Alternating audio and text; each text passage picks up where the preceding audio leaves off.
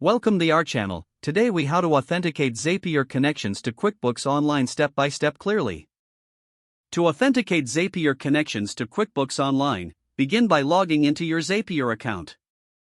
Once logged in, click on the Make a Zap button located on the top right corner of the dashboard.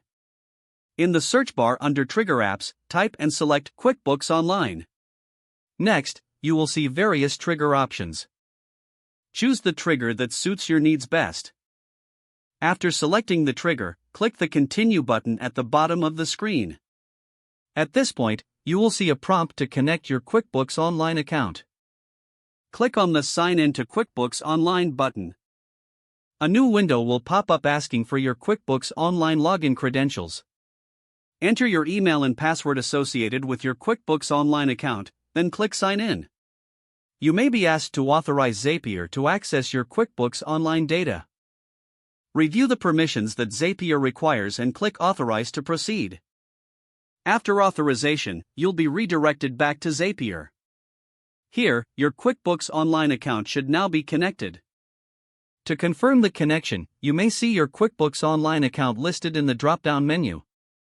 Next, select the specific account if you have multiple, then click Continue. Zapier will prompt you to test the connection to ensure Once the test is complete, you can proceed to set up actions for your Zap. Continue customizing your Zap by following the on-screen instructions.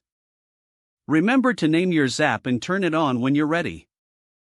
Your Zapier connection to QuickBooks Online is now fully authenticated and ready to automate your processes. If the page does not load, refresh the browser or try again in a private or incognito window.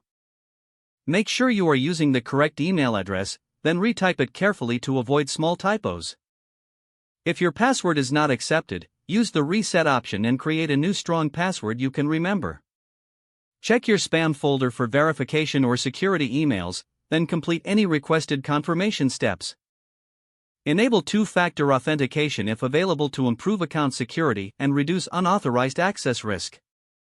After signing in, review your profile details so your contact information and settings are accurate and current.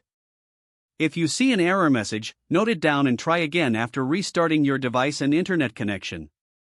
Log out when you finish, especially on shared devices, to keep your account and payment information secure.